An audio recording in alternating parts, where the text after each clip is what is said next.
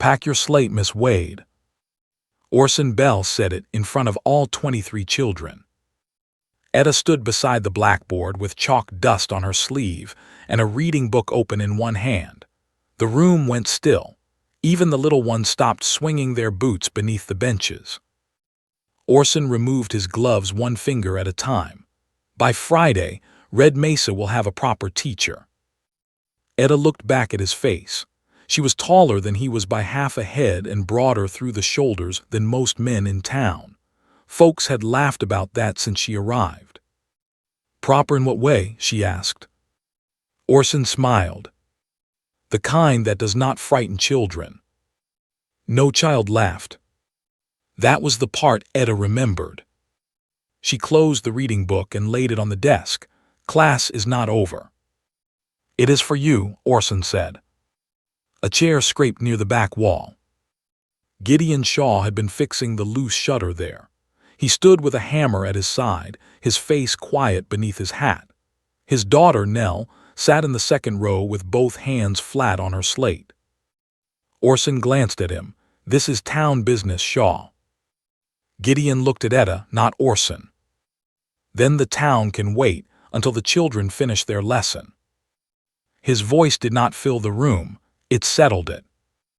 Etta felt every child watching her. She could have thanked him. She could have told Orson to leave. Instead, she turned to the board and picked up the chalk. "Page 32, she said. "Nell, begin." Nell swallowed and stood. Her voice shook on the first word, then held. Orson stayed by the door while the children read. He wanted Etta to feel him there. He wanted the lesson to bend around his presence. It did not. Etta corrected 2 words. She helped Benny Cole sound out another. She waited while Ruth Mercer found her place. She did all the small things a teacher did when the world tried to make a show of her. When the last child finished, Etta closed the book. Class dismissed. The children filed out slowly. Nell was the last to leave her bench. She came close enough to touch Etta's sleeve, but did not. "My pa says the shutter will hold now," she whispered. "I expect it will." Nell nodded as if that mattered more than anything else in the room. Then she went outside. Some of you know what it is to stand still while someone makes you feel small in front of others. Tell me in the comments if you have ever had to keep your dignity when walking away would have been easier. And if stories about quiet courage matter to you, you are welcome to stay with us. Orson waited until the yard had emptied. "You have 3 days," he said. "Take whatever belongs to you." "The books belong to the school." "You know what I mean." "Yes," Etta said, "I do." His mouth tightened. He had expected anger. People often did. They looked at Etta's size and waited for noise to match it. She had learned that silence made some men more uneasy than shouting. Orson put on his gloves. "My niece arrives Thursday. Pearl Bell studied at a ladies' academy in St. Louis. She has fine manners, a pleasant voice, and the look parents expect." Etta wiped chalk from her fingers with a square of cloth. "Does she know long division?" "She knows how to carry herself." "That was not my question." His eyes cooled. "The school roof leaks. The stove smokes. Half the benches were built for grown men, yet the children can read better than they did last spring. Benny Cole no longer hides under the steps when asked to speak."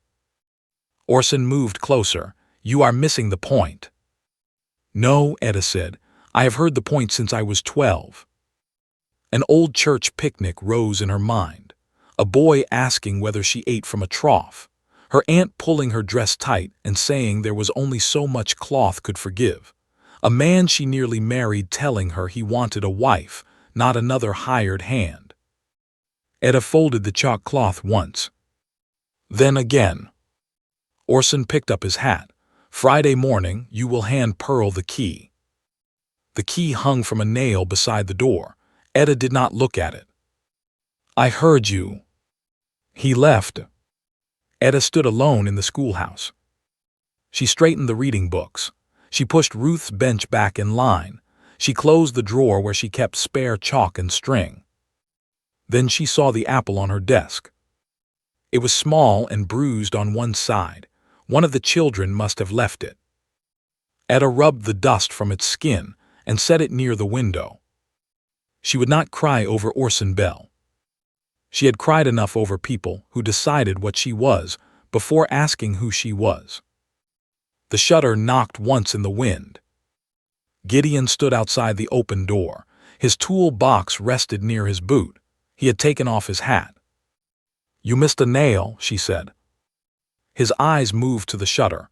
"No, wood is split near the hinge." "Then the nail will pull loose." "Yes." He did not tell her she had been treated badly. He did not offer the soft praise people used when they thought a woman might break. He picked up his toolbox. "I'll replace the board tomorrow. There may be no reason. There will still be a shutter." She looked at him. Gideon Shaw was a wagon maker.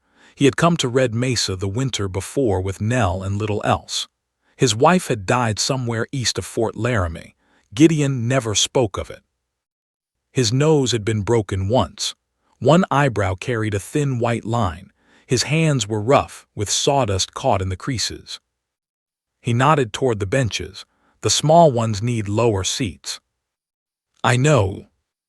I measured wrong." Etta blinked. Most men blamed the floor or the wood. Gideon simply said, "I measured wrong." "The front two should be 3 inches lower," she said. 2.5. 3. He looked at Benny Cole's bench, then at Etta. 3, he agreed. He carried the first bench outside and turned it over in the yard. Etta watched while he pulled the nails and separated the legs from the seat. No complaint, no wounded pride. Just work corrected because it needed correcting. She picked up the second bench. Gideon looked over. "That one is heavy." "So am I." A sound almost like a laugh moved through his chest, but he had the sense not to let it out. They worked without speaking. He cut the legs. She held the bench steady. He drove the first nail, then handed her the hammer for the second. Etta took it. That small act unsettled her more than Orson's insult. Men often stepped aside when they feared her strength. Others turned every shared task into a contest. Gideon did neither. He gave her the hammer because her hand was free and the nail needed driving. Nothing more. Nothing less. Nell waited near the gate with her lunch pail. "Pa," she called, "Mrs. Tully said we can have stew if we come before dark." Gideon nodded. Etta set the hammer down. "You should go." "So should you." "I have papers to mark." "Do them tomorrow." She stiffened. His gaze dropped to the bench. That sounded like an order. It did. "I meant you have had enough work for one day." "That sounds worse." This time the laugh escaped him. It was brief and rusty, as if he had not used it much. Etta stared. He put on his hat. "Good evening, Miss Wade." "Good evening, Mr. Shaw." He walked to the gate. Nell took his hand, then looked back at Etta. For a second, Etta thought the child might wave. Instead, Nell pointed toward the bruised apple in the window. "That was mine," she called. "I left it for you." Etta looked at the apple. "Thank you." Nell smiled and followed her father down the road. The yard grew quiet. Etta stood beside the repaired bench with the hammer still warm from Gideon's hand. Friday waited 3 days ahead. Orson Bell had a niece coming, and the town would soon have to choose what kind of woman it trusted with its children. Etta had never asked the town to choose her. She was not sure she knew how. Then she heard footsteps behind the schoolhouse. Someone stopped near the back wall, close to the window where the children kept their coats. Etta picked up the hammer again. A man's voice came through the cracked glass. "You should have taken Bell's warning last month." Etta went still. She knew that voice, and she had hoped never to hear it in Red Mesa. Etta turned toward the back door. Harlan Pike. The man stepped into view with one shoulder against the wall. He wore a brown mill coat with flour dust at the cuffs. 10 years had put gray in his beard, but not much kindness in his face. He had known Etta in Dry Creek, before Red Mesa, back when she taught in a room above a feed store and slept behind a curtain in Widow Carter's kitchen. Harlan had been the first man to ask her to supper. He had also been the first to tell her that a woman built like her ought to be grateful any man asked at all. "What are you doing here?" Etta said. "Belle sent me to look at the back sill." "You could have used the door." "I could have." He glanced at the hammer in her hand. "Still ready to fight the whole world, I see." Etta lowered the hammer, but she did not set it down. "I do not fight the whole world, only the part that comes through windows." Harlan's mouth pulled at one corner.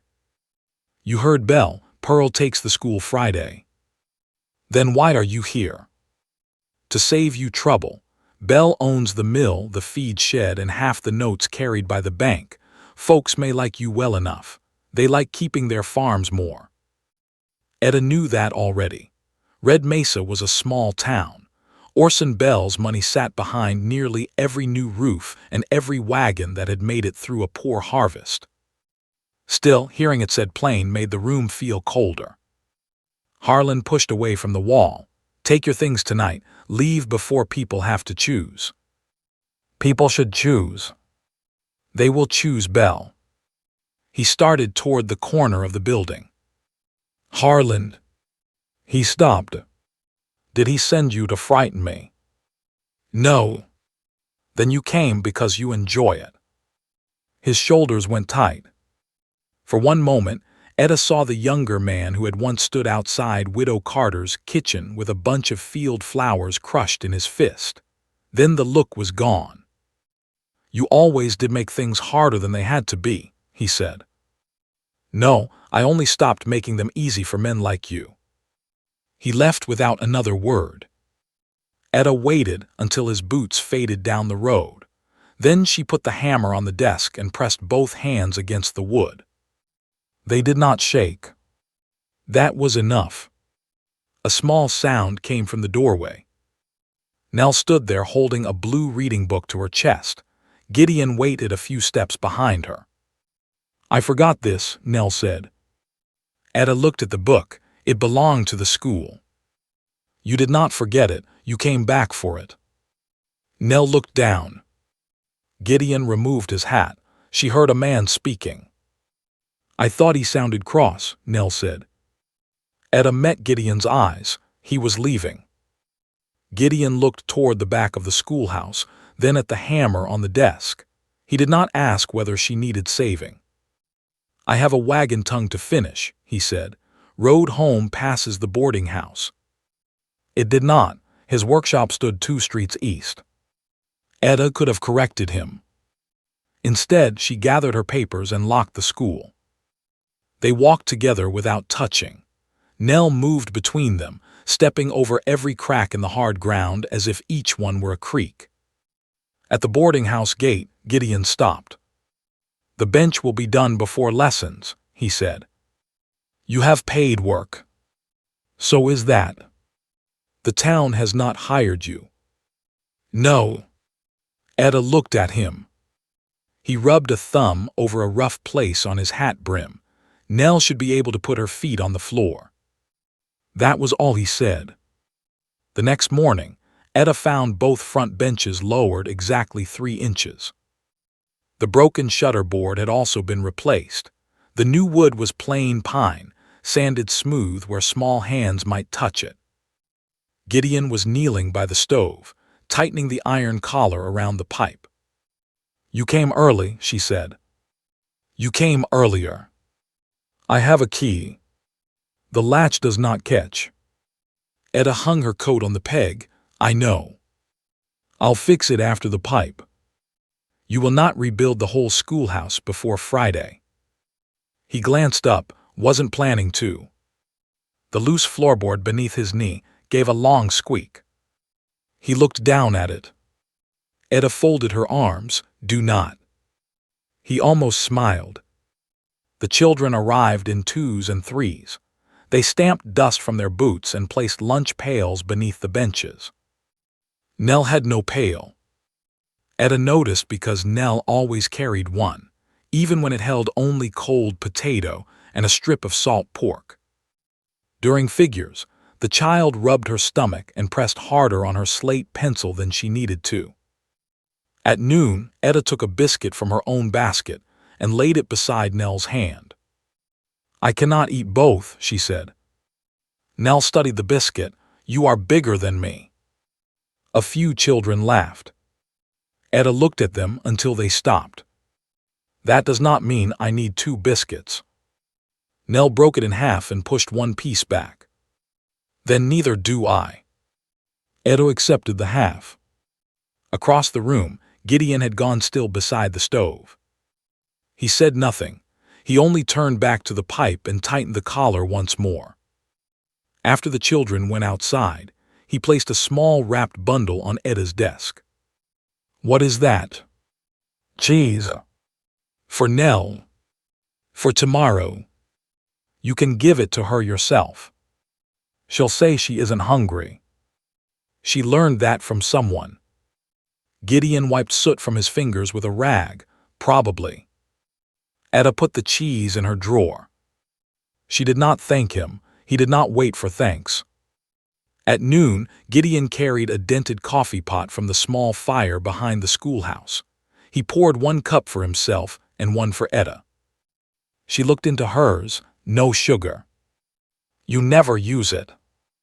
I have never taken coffee with you. No, but you leave the sugar bowl untouched at Mrs. Tully's suppers. Etta took a drink. It was strong enough to make her eyes water. You notice too much, she said. Comes with wagon work. A small lean becomes a broken wheel.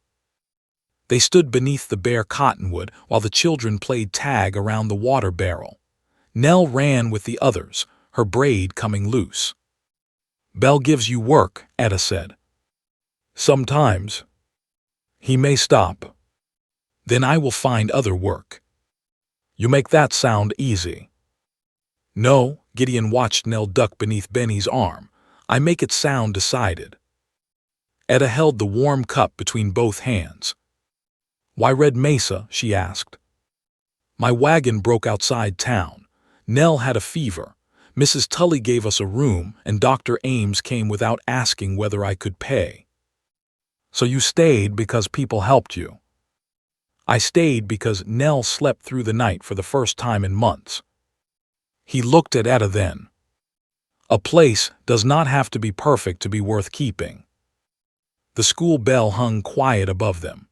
Etta looked at the patched roof, the crooked steps, and the children running in dust. No, she said, it does not.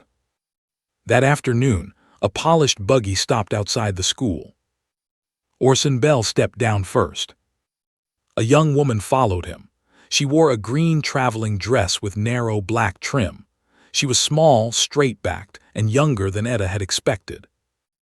Pearl Bell looked at the schoolhouse, as if she had been told it was a fine building, and had just learned otherwise. Orson opened the door without knocking. Children, he said, this is Miss Pearl Bell. She will begin teaching Monday. The room filled with quick looks. Pearl's cheeks colored. Uncle, perhaps we should. You may sit at the back and observe. Etta placed her chalk on the ledge. This lesson ends at 3. Then she will observe until 3. Pearl moved to the rear bench. Gideon stood near the stove with the pipe collar in his hand. Orson noticed him. I thought I told you to move the teacher's desk. You did. And it is being used. Orson's jaw hardened. Move it after class. Gideon looked at Etta. Miss Wade decides when her room is cleared. The words were simple, but every child heard them. Orson did too. Etta turned back to the board. We were discussing fractions. For the next hour, she taught as if Pearl were not there. Benny Cole answered 2 questions without hiding his mouth. Ruth Mercer read a problem aloud. Nell explained why 2 halves made 1 whole and looked pleased when Pearl nodded at her. When the lesson ended, Pearl stayed seated while the children left. "You teach them well," she said quietly. Orson stood by the door. "Pearl." "It is true." Etta began stacking slates. "Knowing the work does not seem to be the point."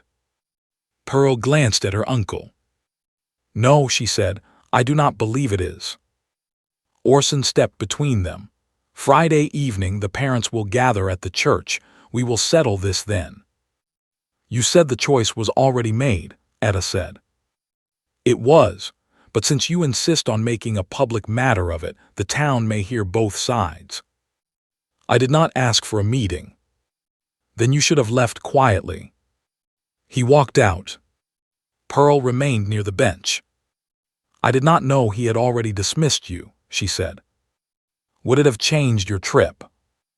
Pearl opened her mouth, then closed it. That answer was plain enough.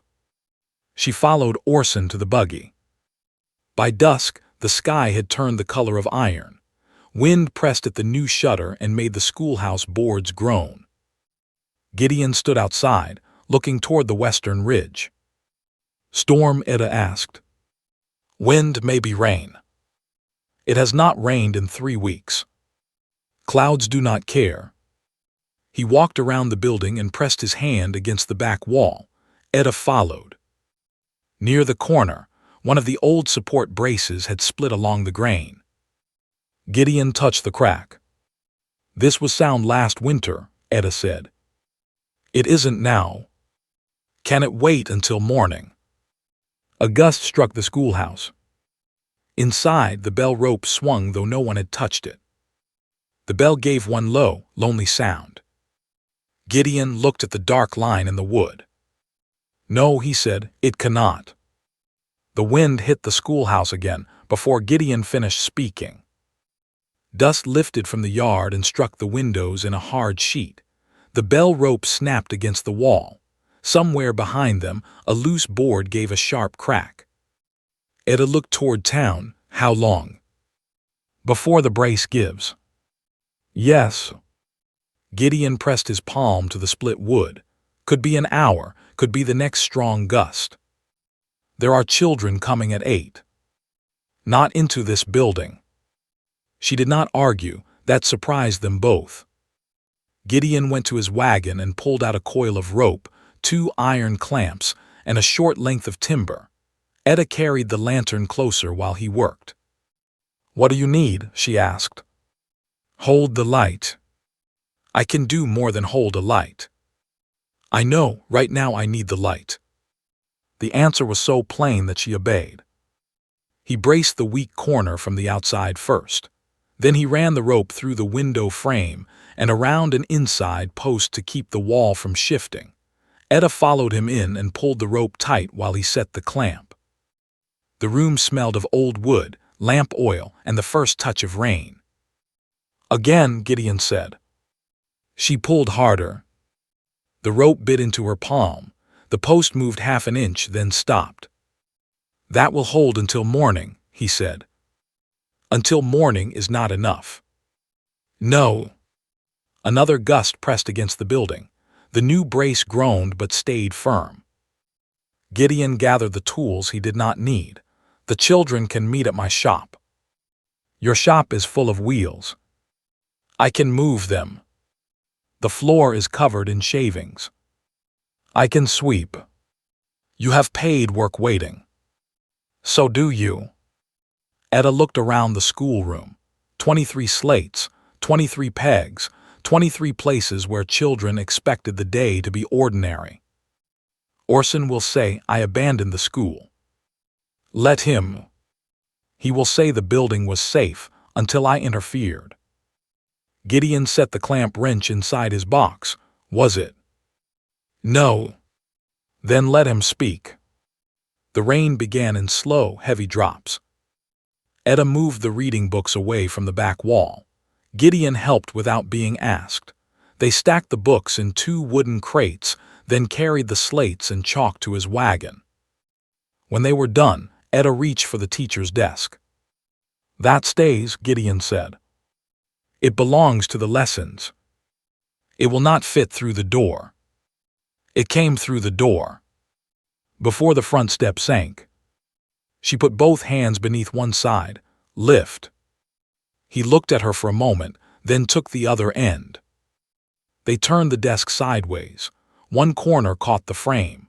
Etta lowered her end, Gideon raised his, and the desk passed through with less than an inch to spare. Rain darkened his shoulders. "You were right," he said. "About what?" "It fits." She waited for more. There was no more. They loaded the desk into the wagon and covered it with canvas. By then, the road had gone slick and the wind had moved east. Nell appeared at the school gate under Mrs. Tully's black umbrella. "Pie." Gideon strode to her. "You should be inside." "I saw the wagon." Mrs. Tully came behind her, short and round, holding the umbrella with both hands. That child heard the bell and decided the Lord himself required her to inspect the matter. "The bell rang because of the wind," Etta said. Mrs. Tully looked at the braced wall. "That wind seems to have made a fair judgment." She turned to Gideon. "You taking the school to your shop?" "Until the wall is fixed." "Good, I will send word to the parents." Etta stepped closer. "Do not tell them the building is falling." "What should I tell them?" "The west room needs repair." Mrs. Tully raised one eyebrow. "That wall is tied together like a Christmas goose." "The west room," Etta repeated. Mrs. Tully understood. Etta did not want frightened parents. She wanted children at their lessons. "The west room needs repair," Mrs. Tully agreed. By 7 the next morning, Gideon's wagon shop no longer looked like a wagon shop. Finished wheels leaned in a neat row against the back wall. Axles rested beneath canvas. The floor had been swept until only a few curls of pine remained near the workbench. The lowered school benches stood in front. Gideon had built 3 more during the night.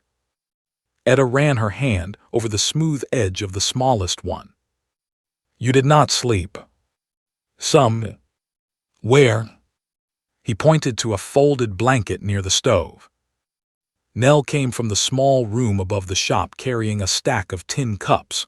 Her hair had not been braided, and one side stuck out near her ear. "Pa burned the porridge," she said.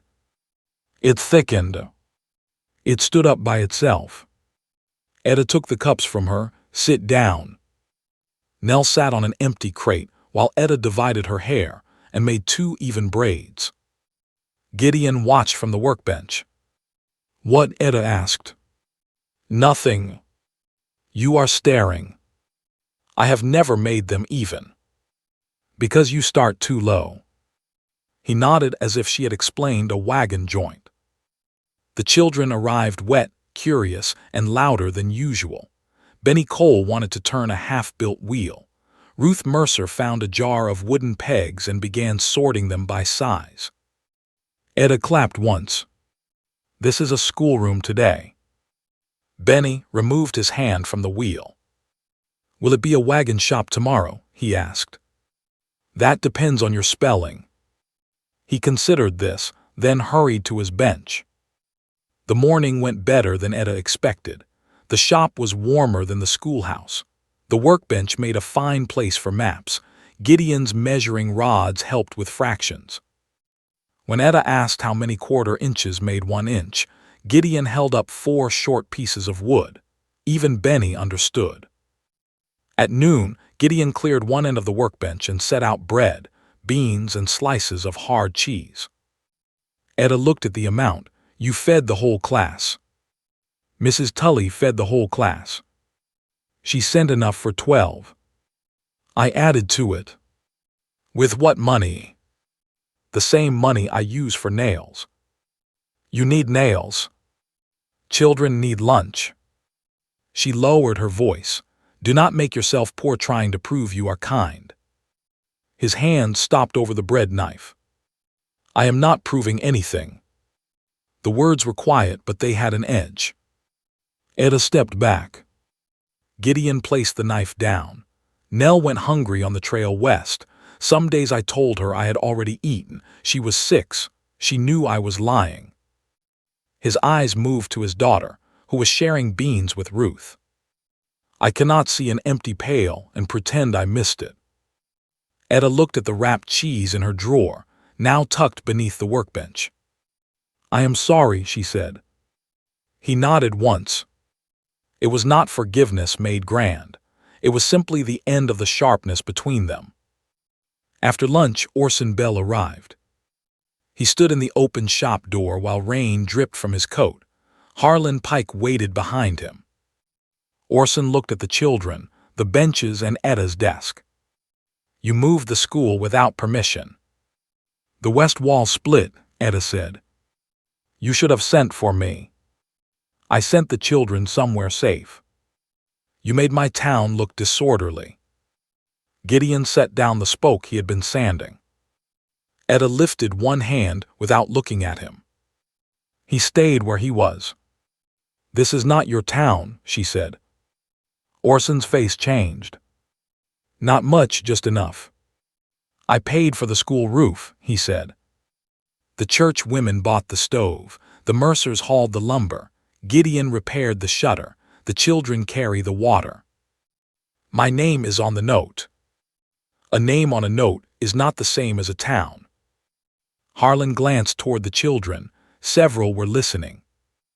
Orson noticed.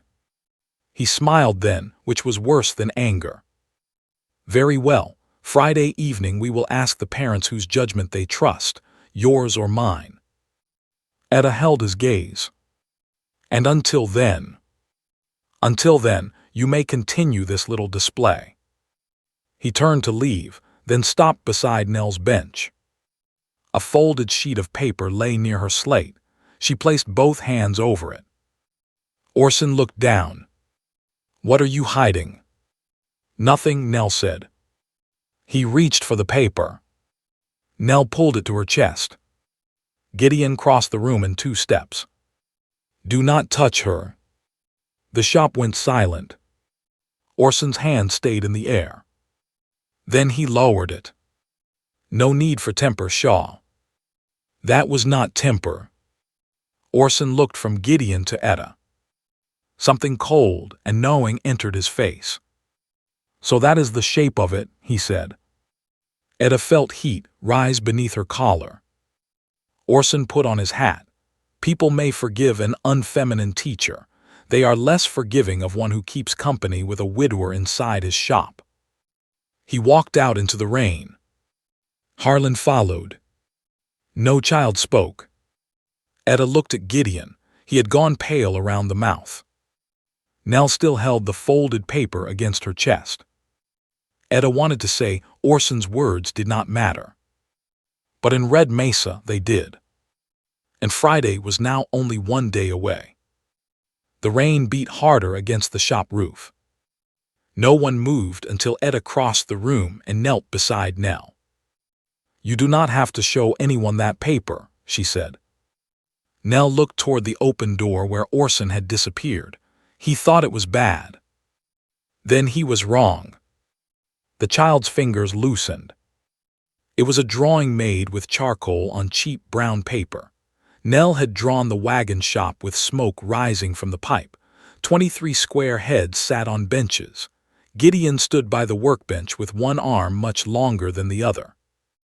Etta stood at the front. Nell had made her taller than the door. Across the top in careful letters she had written, "Miss Wade's School." Etta swallowed. "It is fine work," she said. "The arms are wrong," Nell whispered. "Your pa's left arm is near his knee." "I know." Gideon crouched beside them. "Looks useful for reaching drop tools." Nell smiled despite herself. Etta handed the drawing back. "Keep it somewhere dry." Nell folded it once and slipped it inside her reading book. Class ended early. The rain had turned the road to mud, and Etta did not want the younger children walking home after dark. Gideon hitched his work wagon and carried them in groups while Etta stayed with those waiting. By the time the last child left, only Nell remained. Etta wiped the slate board with a damp cloth. The room smelled of wet wool and beans. "You should go to the boarding house," Gideon said. "I still have papers. You can mark them there."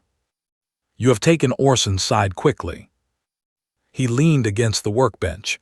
"I am trying to keep you out of a storm." "There is always some storm a woman is told to step away from." "That is not what I meant." "I know." The answer came too fast. Etta set down the cloth. Gideon studied her face. "What Harlan said yesterday, is that why Bell thinks he can push you?" "Harlan thinks every man can push me." "Did he hurt you?"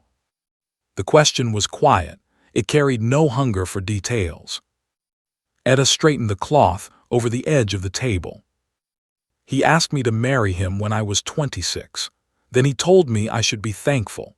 He said no other man would overlook my size, my hands, or my way of speaking." Gideon's jaw tightened. "I told him I would rather be alone." "Good." Etta looked up. "That is all." "What else should there be?" "Most people say I should have known he did not mean it so badly." "He meant it badly enough." Rain rattled the windows. Gideon reached for a chair, then stopped. "My wife was named Sarah." Etta waited. She was small, soft-spoken. Folks liked her before she had said 10 words. He rubbed sawdust from his thumb. "After Nell was born, Sarah was sick more often than well. People told me she was delicate, as if that made the pain prettier." Etta pulled out the chair and sat. "She died during the first snow east of Laramie," he continued. "For a long time, I thought loving her meant I had to keep every part of my life exactly where she left it. And now I think Nell needs a living home more than I need a faithful grave." The stove gave a low pop. Etta looked at his rough hands resting on the bench. "You should not say things like that to me." "Why?" "Because I may believe you mean them." "I do." Neither of them moved. Then Nell called from the loft. "Pa, the roof is dripping on my blanket." The moment broke cleanly. Gideon went upstairs with a bucket. Etta smiled before she could stop herself. She left the shop near dusk. The wind had eased, but the rain kept falling. At the boarding house, Mrs. Tully had Stu waiting and 3 opinions about Orson Bell.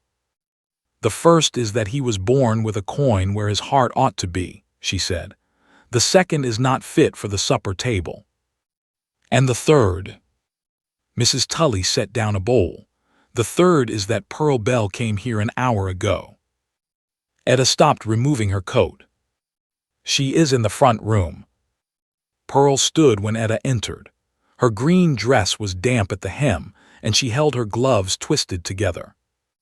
"I will not take the school," Pearl said. Etta closed the door behind her. "Have you told your uncle?" "Not yet." "Then you have not refused anything." Pearl flinched. Etta regretted the sharpness, but not enough to take it back.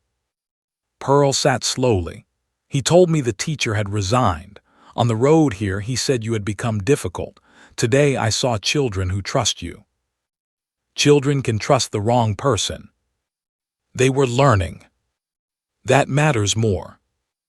Pearl nodded, "Yes." Rain tapped the window. "My uncle paid for my schooling," Pearl said. "My father died with debts. Orson took my mother and me into his home. He reminds us whenever we disagree." Etta remained standing. "I am sorry for that." Pearl looked surprised. "Being trapped does not make you innocent," Etta added, "but it does explain why your hands shake." Pearl looked down at them. "What will you do?" Etta asked. "I will tell the parents I was brought here under a lie." "And after?" "I do not know." Etta did. Orson could close his house to her. He could stop her allowance. He could make sure every respectable family from Red Mesa to Coyote Ridge heard that Pearl was ungrateful. "You should know what your honesty may cost," Etta said. "I do." "No, you have guessed." Pearl raised her chin. "Then I will learn." Etta sat across from her. For the first time, she did not see a polished replacement. She saw a young woman who had been taught that safety belonged to whoever paid for it. "Friday night," Etta said. "Speak only if you can stand by the word Saturday morning." Pearl nodded. A pounding came at the front door. Mrs. Tully hurried through the hall. A moment later, Benny Cole's older brother entered, soaked to the skin. "Miss Wade," he gasped. "The school wall went down." Etta was on her feet before he finished. "Was anyone inside?" "No, ma'am, but the bell post cracked and the roof is leaning." She reached for her coat. Pearl caught her sleeve. "It is dark." "It is my school." "It is an empty building," Mrs. Tully said. "It will remain empty until morning." Etta looked from one woman to the other. They were right. She hated that they were right. At first light, she walked to the schoolhouse with Gideon, Nell, and half the town behind them. The west wall had fallen outward into the mud. The roof sagged over the empty benches. Rainwater ran through the room and carried chalk dust across the floor in white streams. Orson Bell stood near the gate. Harlan Pike and 2 mill hands were with him. Orson waited until the parents had gathered. Then he raised his voice. "This is what comes of poor judgment. Miss Wade moved the school without authority, tampered with the supports, and left the building to collapse." Gideon stepped forward. Etta caught his sleeve. "Not yet," she said. Orson pointed toward the ruin. "I will rebuild. I will pay every dollar, but this town needs a teacher who understands order." Etta looked at the parents. Some avoided her eyes. Others stared at the fallen wall. Fear was already doing Orson's work. Gideon leaned close. "The split was old, I can show them." "They do not want wood explained to them." "What do they want?" Etta watched Orson stand before the broken school, as if he alone could raise it. "They want to know their children are safe." A cry came from behind the fallen wall. "Nell!" Gideon turned. The child had slipped through a gap near the front steps. Her reading book lay in the mud outside. Then the damaged roof shifted. Everyone heard it. A long, deep crack moved across the rafters above her. A child's life was beneath that roof, and Etta had only one breath in which to choose. This was no longer about a teaching post or Orson Bell's pride. Stay with her now, because the next few moments would show the town what all its talk had failed to see. Gideon ran. Etta was already closer. She ducked beneath the leaning beam and entered the schoolhouse as the roof began to come down. Etta landed on one knee inside the schoolhouse. Dust filled her mouth. The roof had not fallen yet, but the center beam sagged low enough to touch the top of the blackboard. "Nell." "Here." The child was near the back wall. One boot had slipped between 2 broken floorboards. She pulled at her leg, making the boards tighten around it. Gideon reached the doorway behind Etta. "I'm coming in." "No." He stared at her. "The roof is pulling toward this side," Etta said. "If both of us cross the floor, it may go." "That is my daughter." "I know." The beam above Nell gave a dry pop. Etta pointed toward the broken window. "Go around. Pull the loose boards away from outside." Gideon did not move. "Gideon!" Something in her voice reached him. He turned and ran. Etta crossed the room slowly. She placed each foot near the floor nails where the boards were strongest.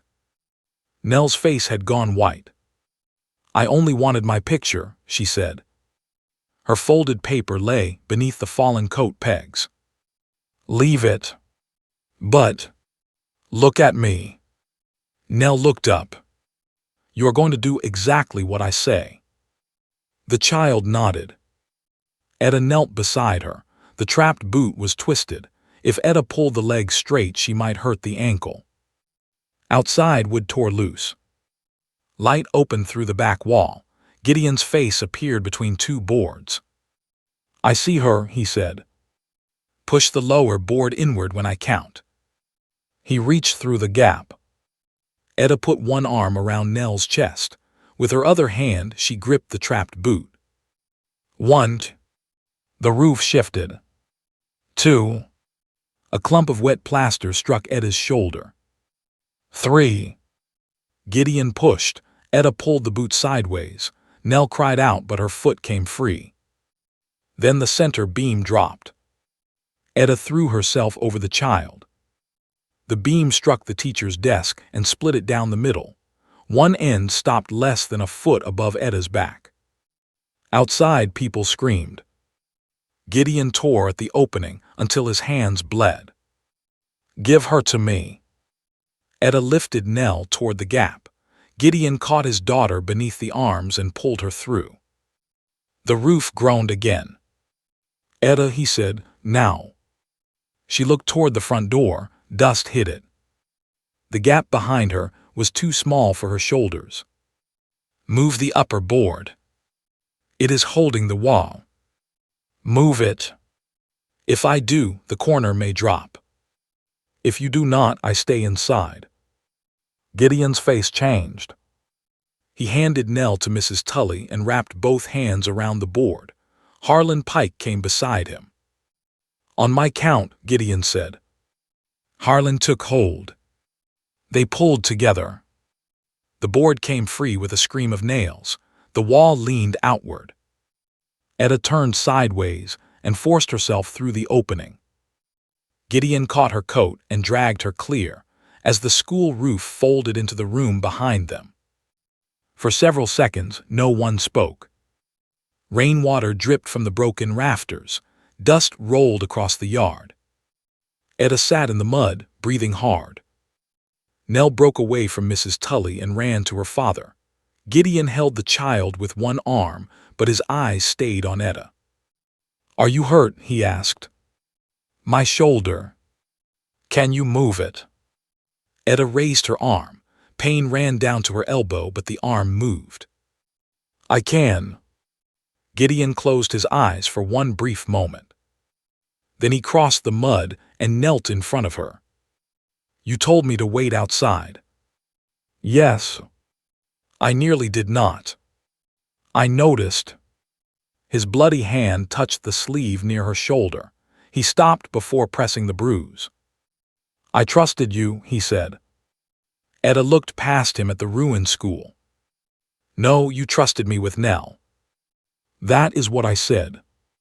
She had no answer for that. Orson Bell did. This proves nothing, he called. People turned. Orson stood near the gate with mud on his polished boots. Miss Wade knew the building was dangerous, yet she allowed a child near it. Gideon rose. Nell clung to his coat. Etta pushed herself to her feet before he could speak. She entered through the back after class hours, Etta said. No teacher can guard an empty building all night. You moved the lessons without my permission and kept every child out when the wall fell. Orson looked at the parents. She also ordered a father to remain outside while his daughter was trapped. A murmur passed through the crowd. Gideon faced them. She knew where the roof was pulling. I did not. Orson ignored him. A woman who thinks she knows better than everyone is dangerous. Pearl Bell stepped from behind Mrs. Tully. No, Uncle. The words were not loud. They stopped him anyway. Pearl's green dress was spattered with mud. She had lost one glove. You told me Miss Wade had resigned, she said. You told me the school was sound. Neither was true. Orson's eyes narrowed. This is not the place. It became the place when the roof fell. He moved toward her. Pearl did not step back. I will not take her position. You owe me better than public shame. I owe you the truth. Harlan Pike looked down at his boots. Orson pointed toward the road. Go to my house. No. It may take years to learn what a person truly values, but sometimes one hard moment makes it plain. A child remembers who came through the broken door and who stayed safely outside. This channel exists for truths like that. Nell pulled at Gideon's sleeve. My picture. It is gone, he said gently. No, I saw it by the pegs. Before anyone could stop her, she moved toward the wreckage. Etta caught her around the waist. You are not going back. But I need it. For what? Nell looked toward Orson. Her small face was streaked with dust and tears. To show them. Etta followed her gaze. The drawing lay near the edge of the fallen wall, half covered by a board. Harlan stepped over the broken brace and lifted it free. The paper was wet and smudged. One corner had torn away. He handed it to Nell without looking at Etta. That evening, the church was full before the lamps were lit. Parents stood along the walls. Children sat on the floor near the front. Orson occupied the first bench with two men from the bank. Pearl sat beside Mrs. Tully. Gideon and Nell stood at the back. Etta entered alone. Her shoulder had been wrapped by Dr. Ames. Chalk dust still marked her work dress because she had refused to change into something chosen for the meeting. The room quieted. Orson rose. Red Mesa needs order, he began. It needs a school built on sound judgment and a teacher suited to the example our daughters should follow. Etta remained beside the door. She could feel every eye measuring her height, her shoulders, her plain dress, and the mud dried along one boot. Orson spoke of money. He spoke of rebuilding. He spoke of Pearl's schooling as though Pearl had not refused him. Then he turned toward Etta. Miss Wade may speak for herself. It was meant as a trap. If she defended herself too strongly, she would prove his claim that she was hard. If she begged, he would enjoy it. Etta walked to the front. I taught your children, she said. You know whether they learned. Nothing more. She stepped back. Orson waited, surprised. Then Nell stood. She carried the damp drawing in both hands. The picture from the wagon shop had blurred in the rain. Gideon's long arm had nearly vanished. The benches were gray marks. But Nell had used fresh charcoal that afternoon. On the open part of the same paper, she had drawn the broken schoolhouse. A large woman bent beneath a fallen beam. One arm covered a small child. Outside, a man pulled at the wall. Nell walked to the front and placed the drawing on the church table. Miss Wade told my pa what to do, she said. He listened because she was right. Orson stood. This is no matter for a child. Nell turned to face him. She stayed. The church became still. Not the stillness Orson brought into the schoolroom. A different kind. The kind that comes when people finally understand what they have been asked to ignore. Mrs. Cole rose first. My Benny reads because of Miss Wade. Mr. Mercer stood next. Ruth does her figures at the supper table now. Another parent rose. Then another. Orson looked around the room as the town began choosing without waiting for him. Gideon came forward last. He stopped beside Etta, close enough for his sleeve to touch hers. Not in front of her. Not behind her. Beside her. Orson's face had gone pale. You forget who will pay for the new school, he said. Etta looked at the ruined drawing on the table. Then at the parents standing across the church. No, she said, I believe we are about to find out. The church stayed quiet after Etta spoke. Then Mrs. Tully walked to the front and set a jar on the table. It was the jar she used for lamp oil money. Everyone in Red Mesa knew it. She shook out the coins, counted them once, and pushed them toward Etta. $4.11, she said. It will not raise a wall, but it will buy nails. Mr. Mercer took off his coat. I have 2 straight beams in my shed. Mrs. Cole said her brothers could haul stone for a new foundation. Dr. Ames offered the use of his empty storeroom until the school was rebuilt. One voice followed another. Work timber, food for the crews. A wagon, 2 stoves that could be made into one good stove. Orson Bell stood beside the first bench, while the town he thought he owned began counting what it could do without him. You are promising scraps, he said. By winter, your children will still be learning besides sacks of medicine. No, Gideon said, they will be in a school. Orson turned on him, built by a wagon maker. Built by anyone who shows up. Harlan Pike rose from the wall. Every face turned toward him. He removed his mill coat and folded it over one arm. The west stack behind Bell's mill has enough seasoned pine for the walls. Orson's face darkened. That lumber belongs to me. It does, Harlan said, and I spent 6 years cutting it for wages you still owe. A murmur moved through the room. Harlan looked at Etta only once. I cannot give what is not mine, but I can stop guarding it for him. He placed the mill coat on the empty bench. I quit. Orson stared at him, as if he had spoken in another language. Pearl stood next. I have money for a return ticket, she said. I will use it for window glass. Her uncle laughed without humor. And where will you go when you have nothing left? Pearl's hands trembled, but she kept them at her sides. Somewhere my answer can be no. Orson looked around the church. No one stepped toward him. He put on his hat and left alone. The door shut. Rain struck the roof above the people who remained. Mrs. Tully picked up the coin jar. Well, she said, we have a school to build. They began at daylight. The ruins were still wet, and the yard had turned to mud. Gideon marked the new corners farther from the soft ground. Mr. Mercer brought his beams.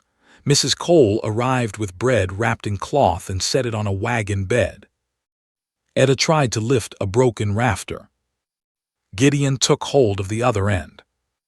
Your shoulder, he said. It moves. It also hurts. So does yours. Mine was not struck by a roof.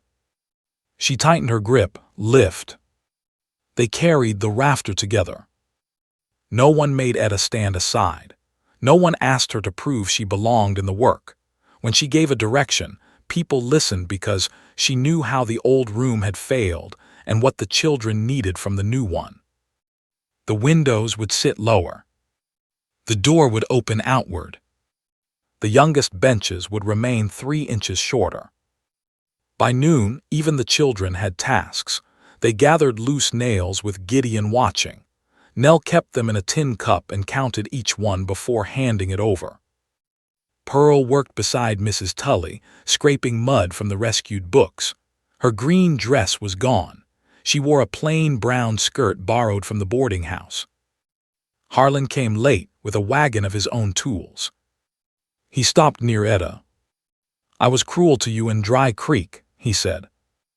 She waited. I thought making you doubt yourself would make you choose me. It did not. No. He looked toward Gideon, who was fitting a brace into place. I was wrong about what no man would want. Etta's face hardened. Do not make my worth depend on his choice either. Harlan lowered his eyes. You are right. This time he left the words alone. He went to the foundation and worked until dark. For 3 weeks, lessons continued in Gideon's shop. Each morning, Etta braided Nell's hair while Gideon burned something on the stove. Each noon, he brought coffee to Etta without sugar. He stopped pretending he had not noticed how she took it. At night, they worked on the school. Sometimes they spoke, Sometimes the sound of the saw was enough. One evening, Gideon found Etta alone beneath the unfinished roof. She was rubbing the bruise in her shoulder. "You hide pain badly," he said. "I hide it better than you cook." "That is not difficult." He set down 2 cups of coffee. Etta took one. "People are talking about us." They were already talking. "They may expect something." "What do you expect?" The question made her look away. Beyond the open wall, Nell sat on a stack of boards drawing lines in the dirt with a stick. Etta said, "I expect men to be kind until kindness becomes expensive." Gideon rested his cup on the window frame. "I cannot promise never to fail you. That is not a pleasant offer. It is the honest one." He moved closer, but not so close that she had to move back. "I can promise not to make you smaller so I can feel taller. I can promise to listen when you know better, and when I know better, I will tell you plain." Etta looked at him. "What if I do not need saving?" "I know you do not." "What if I want my own room and my own wages?" "Then you should have them." "What if I am difficult?" "You are." She nearly spilled her coffee. Gideon's mouth moved at one corner. "So am I," he said. Etta laughed. It came out louder than she meant. Nell looked up from the dirt and smiled at the sound. Gideon reached for Etta's free hand. He stopped before touching it. She saw the question. For most of her life, people had treated her body like public property. They had stared at it, judged it, mocked it, or praised its strength when they needed a heavy thing moved. Gideon waited. Etta turned her hand over. He placed his palm against hers. His hand was smaller.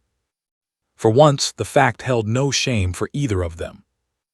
The school opened before the first snow.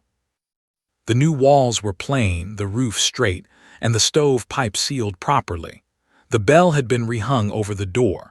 Gideon tested the rope while Etta stood below. "It leans," she said. "It does not." "Half an inch." He looked up. Then he moved the bracket half an inch. The opening morning drew nearly everyone in Red Mesa. Parents filled the back of the room.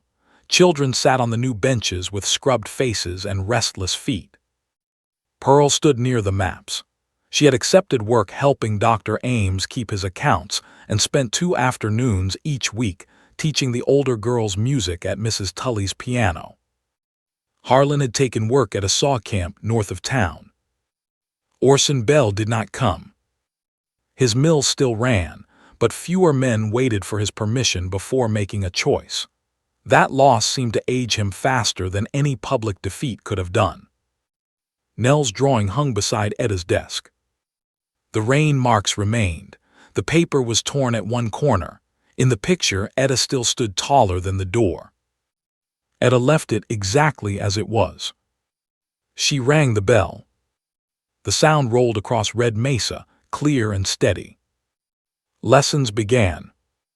Winter passed, then mud season, then the first warm days when the children stared through open windows and forgot every number they had ever learned.